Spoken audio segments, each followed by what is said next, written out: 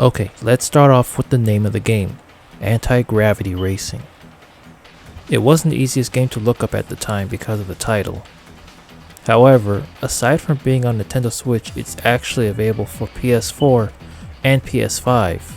The biggest reason as to why you wouldn't know this is because there was virtually no marketing for the game at all, no videos, no other internet posts, nothing. Just that there would only be screenshots. There were only screenshots, at least on the Nintendo Switch page. That being said, there is a clear inspiration from the F-Zero series in this game, which is obviously attractive to a longtime fan. After you start up the game, you won't be greeted by much of anything, just a machine, and then after choosing it, you'll have a selection of up to 9 tracks, each with 3 objectives.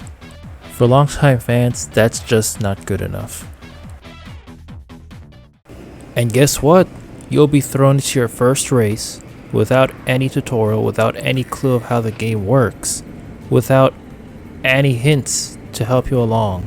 And what's more is that your opponents will be stronger than you in the first track of the game, while you yourself are driving with an underpowered machine. Not the best impression at all.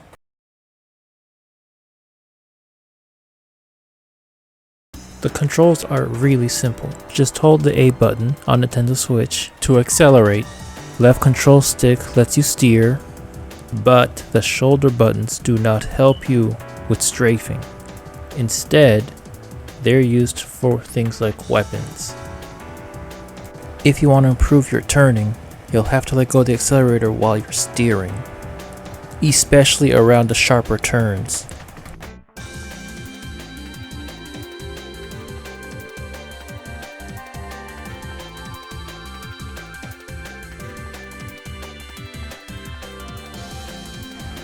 Now, there is no manual boosting, but instead you'll be relying on dash plates. And they're actually pretty strong, so much so that you may never need weapons once you get your machine to a certain point. One of the best courses actually makes great use of them, and some machines have a great turbo rating, provided you have the necessary funds to make the upgrades. There are other machines for you to pick from, but once you buy the Wolf, you will never need another one ever again.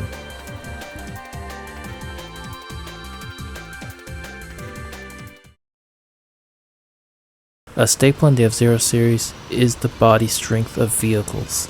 In fact, a decent amount of racing games do allow you to sustain damage after making contact with the walls or certain obstacles, in fact even other racers. In this game, however, you do not take any kind of damage, nor do you inflict it. You'll be relying on weapons to slow opponents down. Speaking of which, there are 2 primary weapons in here. In fact, the only 2 weapons. One is a missile, and the other is a machine gun, which is all but useless on every track. There are no hazards like slip zones. There are no landmines, no major obstacles. The roads for the most part are clean. And in fact, that leads to another point with this game. All the roads look exactly the same. You could say this about the older F-Zero games, but at least the guardrails had different colors based on what planet you were racing on. With F-Zero X and GX, road textures were huge improvements, and F-Zero Climax does this too. At the very least, the tracks have different backdrops, different backgrounds. You can tell where they're on. Some are in a desert, some are in outer space, etc. But there's nothing remarkable about these places. They are just generic biomes. You could say that about some of the F-Zero venues, but think about this. Why did most of them in F-Zero X have sponsorships? Why do most of them in F-Zero GX have their own special landmarks? Things like these are essential for any racing game. You want to give players something to look at while they're racing. They're going to be spending their time looking at the road and their vehicle. Give them something interesting to look at. We will also need to address physics in this game. Going up loops is a pain. Accidentally going on the wall can end up leading you floating around in the air. Although doing a short drop from a higher section of the road, like in F-Zero X, is pretty nice. There's not much to say about it except that when it works, and when it doesn't, it really doesn't. After a point, when you get used to the game and you have a strong machine, most of the game will feel very easy. That is until you get to the last race. On this track, you would expect a consistently powerful machine to reach first place rather quickly, considering the AI is only programmed with a one-track mind. Unfortunately, completing this last challenge at first place is extremely difficult. You may probably never be able to do it. Throughout the video, you have seen vehicles with varying color schemes. This is only exclusive to the AI racers. Players are not allowed to choose colors. This is actually something we see a lot in all these other anti-grav games. Longtime F-Zero fans are very quick to point out that this was possible in the 3D games, and technically also if you had the single pack mode in the GBA games. It's not a complete deal breaker. However, as a longtime F-Zero fan, it would be nice if more games allowed players to change their color palette once in a while.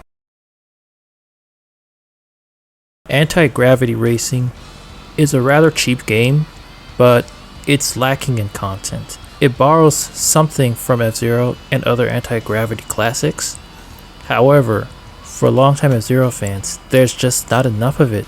There's too little of it. And as of this recording, it's still not patched. It's still in its current version 1.00.